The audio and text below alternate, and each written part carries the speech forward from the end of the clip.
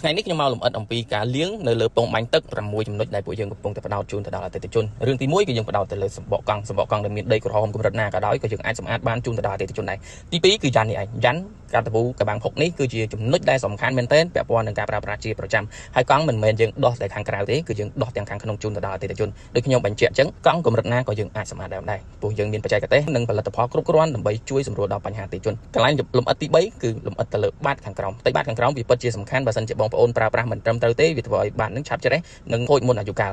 ការលំអិតទៅលើបញ្ហាទី4គឺលំអិតទៅលើការប្រើប្រាស់ផលិតផលដែលមានគុណភាពផលិតផលដែលកាន់តែលាងកាន់តែភ្លឺរលោងហើយមួយទៀតដែលពួកយើងកំពុងដោះនោះអ្វីដែលសំខាន់គឺកន្សែងគឺយើងព្យាយាមដូរថ្មីជាប្រចាំហើយការលំអិតទៅលើបញ្ហាទី5គឺទៅតាមដៃទ្វារសុំធ្នេធ្នឹមនិងកន្លែងនានានៃរថយន្តតែម្ដងរថយន្តរបស់បងប្អូនប្រកាសជាជិះទៅមានដីហុយមានផុកមានក្អែលទៅកាន់ស្នឹមកន្លែងទាំងអស់ហ្នឹងនៅទីនេះគឺយើងលំអិតជូនអតិថិជនដោយមិនបាច់មានក្តីកង្វល់ទេបើសិនជាអតិថិជនគិតថាស្ទើរចិត្តកន្លែងណាអាចសម្រួលដល់ពួកយើងបានពួកយើងនឹងសម្រួលជូនទៅដល់អ្នកទាំងអស់គ្នាផងដែរដូចគ្លុបខាងក្រោយនេះហើយនឹងកៅស៊ូកន្លែងនានាគឺយើងបានប្រើបុគ្គលិកដើម្បីចូលទៅដោះឲ្យស្និទ្ធមែនទែនដើម្បីឲ្យរថយន្តបងប្អូនមានសភាពភ្លឺស្អាតរលោងហើយនឹងខ្វង់